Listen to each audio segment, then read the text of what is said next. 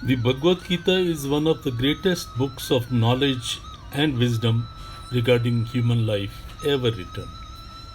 It is a myth that Gita is meant only for those who opt for sannyas. It would be wrong to infer that reading or study of the book Gita takes you away from life.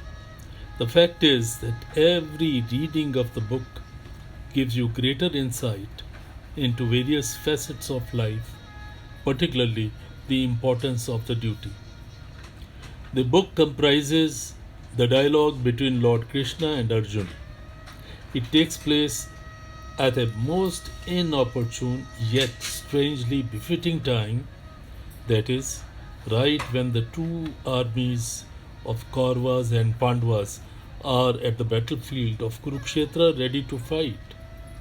Sanjay, through the grace of Saint Shri Vedvyasji, has been blessed with a divine ability to be able to watch the happenings on the battlefield while sitting in the palace. He relates these events to his blind master, King Dhritarashtra.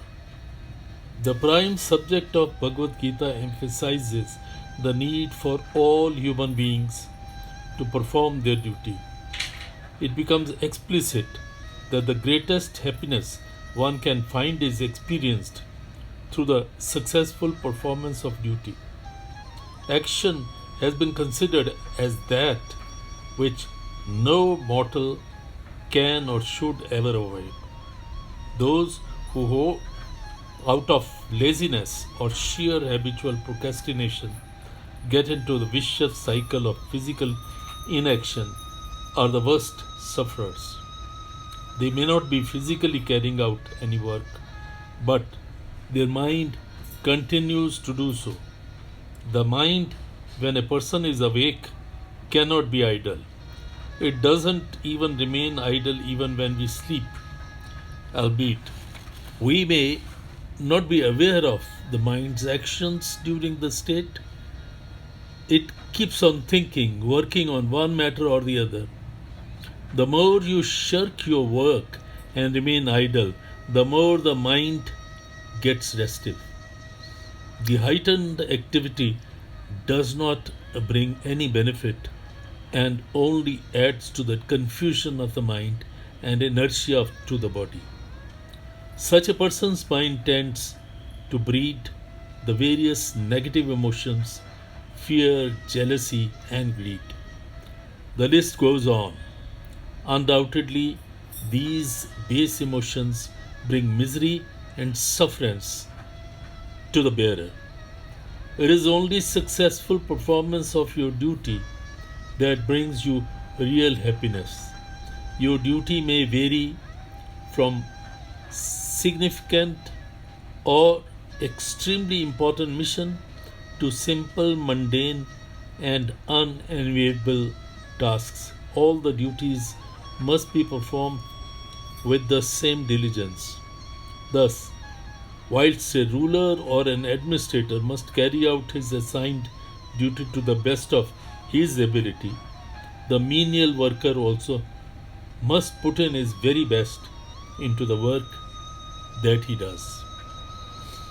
The dialogue between Arjun and Lord Krishna is ostensibly all about the necessity of the battle.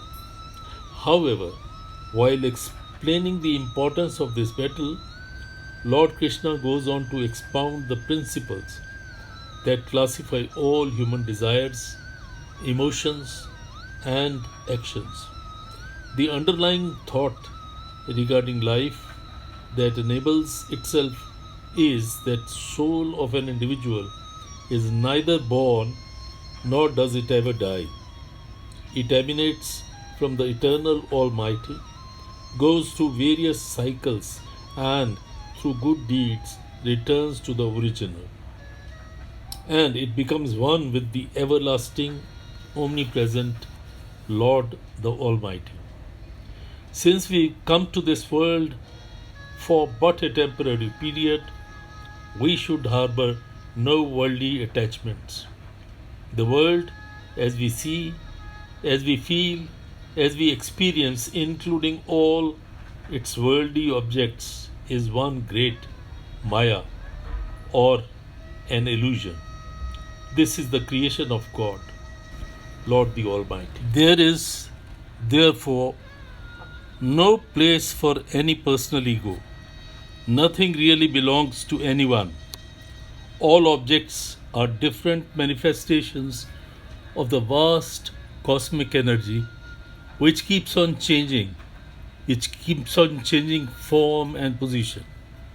What is seemingly belongs to you today once belonged to somebody else and will soon be transferred to another. Realizing fully well the illusory nature of the world and one's own transient existence, one should practice detachment.